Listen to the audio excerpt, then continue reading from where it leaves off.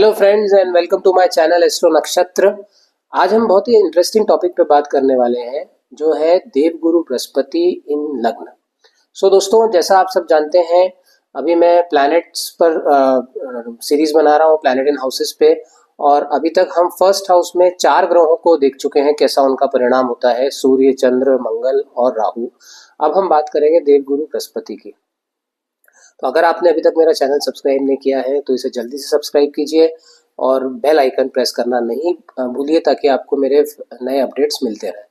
So now, देवगुरु बृहस्पति क्या है? Basically Jupiter जो है वो शुभता के कारक है। ठीक है, देवताओं के गुरु हैं, शुभता के कारक हैं, मंत्र के कारक हैं। हर शुभ चीज जो है वो जुपिटर से जोड़ करके देखी जाती है। हमारे स्वस्तिनो मंत्र भी अगर आप देखें तो स्वस्तिनो मंत्र में भी सूर्य और बृहस्पति 2 ग्रहों का वर्णन हुआ है। ठीक है, इस तरह से जुपिटर जो है वो काफी शुभता लेकर के आते हैं हमारे जीवन में, और हमारे जीवन में कितना अच्छा होगा या कितनी प्रॉस्पेरिटी होगी ये हमारे जुपिटर की प्लेसमेंट से पता चलता है। कई बार देखा गया है कि चार्ट में अगर जुपिटर वेल प्लेस्ड है और बाकी ग्रह थोड़े पीड़ित भी हैं या ज्यादा पीड़ित भी हैं, तो भी जितनी पीड़ा आ सकती थी उतनी पीड़ा नहीं आई, बिकॉज ये जो देवगुरु बृहस्पति थे इनके आशीर्वाद से इन्हें काफी सपोर्ट मिल गया लाइफ में। ठीक है, नाउ जुपिटर हमारे ज्ञान के भी कारक होते हैं। ठीक है, हमारे बुद्धि के भी कारक होते हैं। जुपिटर हमारी प्रॉस्पेरिटी के कारक होते हैं। उसके अलावा जुपिटर हमारे विजडम के भी कारक होते हैं। तो हमारी जो दूरदर्शिता होती है जीवन में वो जुपिटर से देखी जाती है। ठीक है, नाउ यही जुपिटर जब लग्न में आ जाते हैं। अब लग्न क्या है दोस्तों? लग्न जो है वो हमारा तनु भाव है। शास्त्रों में इसे तनु भाव कहा गया है। तनु मतलब हमारा शरीर स्वयं।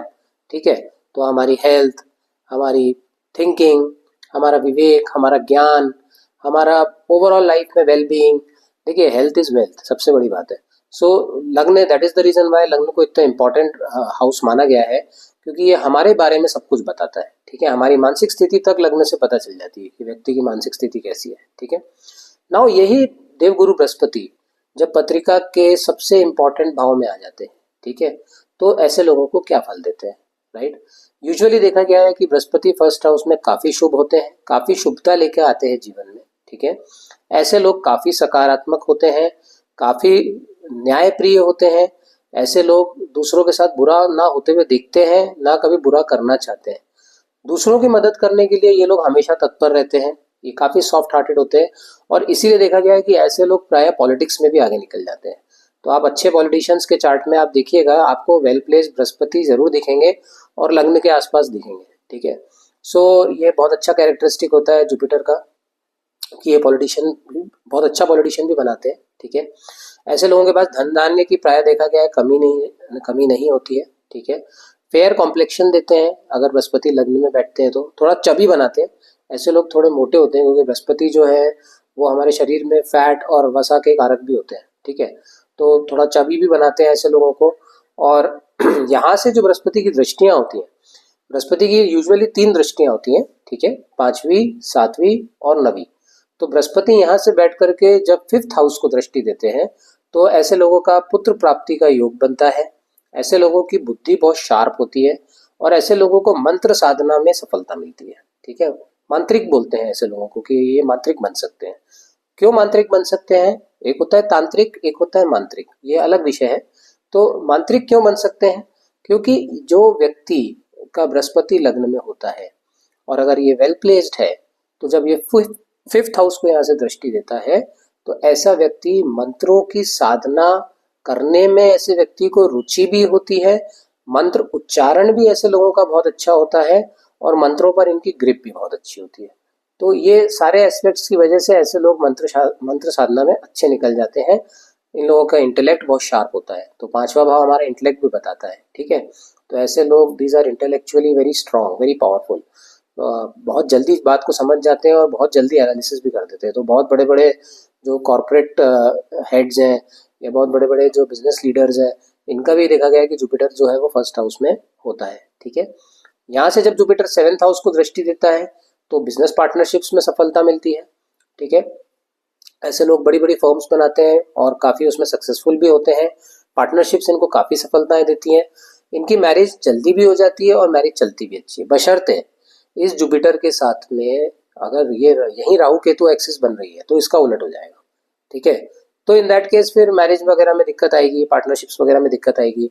मान लीजिए राहु गुरु के साथ बैठे हैं, सप्तम में केतु आ गए, या केतु गुरु के साथ है, सप्तम में राहु आ गए, तो फिर जो है प्रिडिक्शंस थोड़े से डिफरेंट हो जाते हैं। वैसे भी ये मैं बहुत जनरलाइज बता रहा हूँ, इसमें बहुत सारी चीज़ें देखी जाती हैं कि जुपिटर की प्लेसमेंट, उसका भाव किस राशि में है, किस नक्षत्र में है, उनके स्वामी कहाँ है, बहुत सारी चीज़ें देखी जाती है। तो ये जनरल प्रिडिक्शन के तौर पे मैं आपको बता रहा हूँ जो कि शास्त्रों में लिखा हुआ है, ठीक है।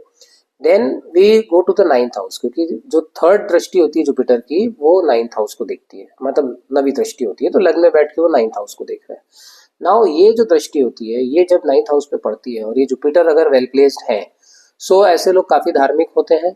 काफ़ी देखा गया है कि प्रायः इन लोगों को धर्म कर्म के कार्यों में काफ़ी रुचि होती है, काफ़ी पिलग्रिमेजेस भी करवाता है ये जुपिटर, काफ़ी तीर्थ यात्राओं पे जाते हैं और समाज के लिए कुछ अच्छा करके जाते हैं। तो बेसिकली ये लोग अपने लेटर एजेस ऑफ लाइफ में काफ़ी चैरिटेबल चीज़ें करते हैं, चैरिटी से जुड़ते हैं, लोगों के लिए, समाज के लिए ये कुछ करना चाहते हैं। ऐसे लोगों का भाग्य भी अच्छा होता है, तो इनका भाग्य इनको साथ देता है अगर लग्न में बैठ के जुपिटर 9th हाउस को देख रहा होता है तो, ठीक है। सो दोस्तों ये बेसिकली जुपिटर के मैंने आपको बताया फंक्शन, किस तरह से जुपिटर बिहेव करते हैं लग्न में बैठकर और इसके क्या रिजल्ट होते हैं। ऑब्वियसली ये रिजल्ट मॉडिफाई हो जाते हैं, ऊपर नीचे होते हैं depending on the other aspects of the horoscope. So this is about Jupiter in लग्न, ठीक है। बहुत जल्दी मैं आपको शनि ट्रांजिट पर एक वीडियो बनाने वाला हूँ, जिसमें अभी जो शनिदेव राशि बदलकर मीन राशि में जाने वाले हैं कुंभ से, तो अगले 2.5 साल उसका क्या प्रभाव होगा, किन राशियों पे साढ़े साती आएगी, कौन राशियां साढ़े साती से मुक्त होंगी, और अलग अलग राशियों पे, सभी 12 राशियों पे क्या उसका प्रभाव होगा, ये हम डिस्कस करेंगे इन माय नेक्स्ट वीडियो, ठीक है। So till then stay tuned, don't forget to subscribe my channel. और अगर आपको मुझसे कंसल्टेशन लेना है तो my details are mentioned in the subject box, मेरा मोबाइल नंबर, मेरा ईमेल आईडी सब कुछ दिया हुआ है, you can get in touch with me, ठीक है। So till then thank you so much, God bless you, नमस्कार।